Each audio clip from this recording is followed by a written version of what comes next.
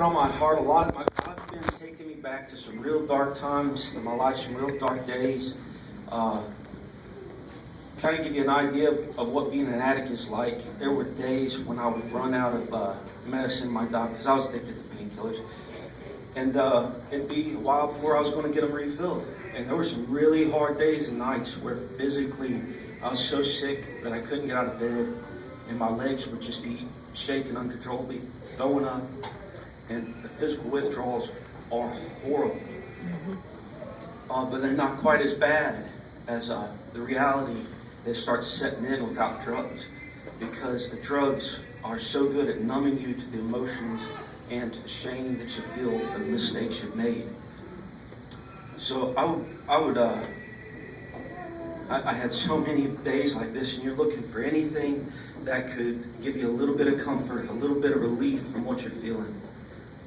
And where I would find it oftentimes was on the internet, in a real strange way, because it would be, I would look up IBC, which is Indiana Bible College. I'd look up their music festival videos, the worship music. And there was one in particular, it's a song called Freedom.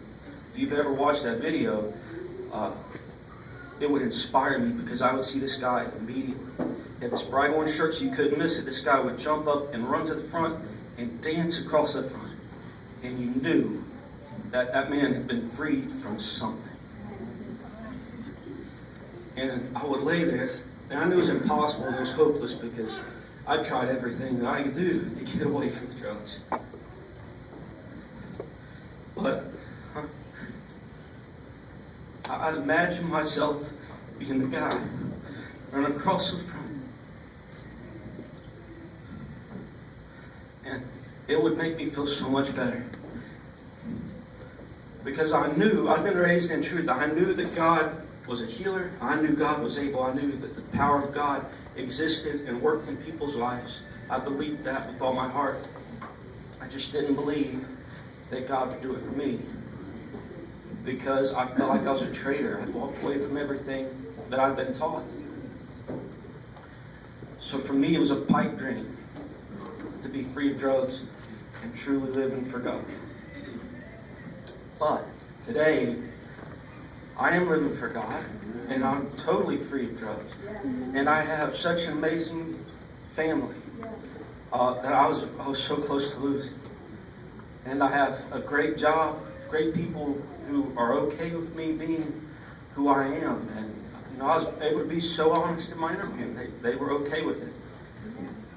God has opened so many doors in my life. And just to wrap this up, every Sunday morning, every Tuesday evening, every Thursday evening, when I come to church, there's a certain person, if I'm able to, I look this guy up. I'm on the hunt for Roy Lane, Brother Roy Lane. I don't know if he's here. He's not here. He's working tonight. I look this guy up because I have to get up to him and I have to reach my hand out and say, good morning or good evening, Brother Lane, how are you? Because he's going to give me the same answer every time. It's going to shock me back in the reality of where I live.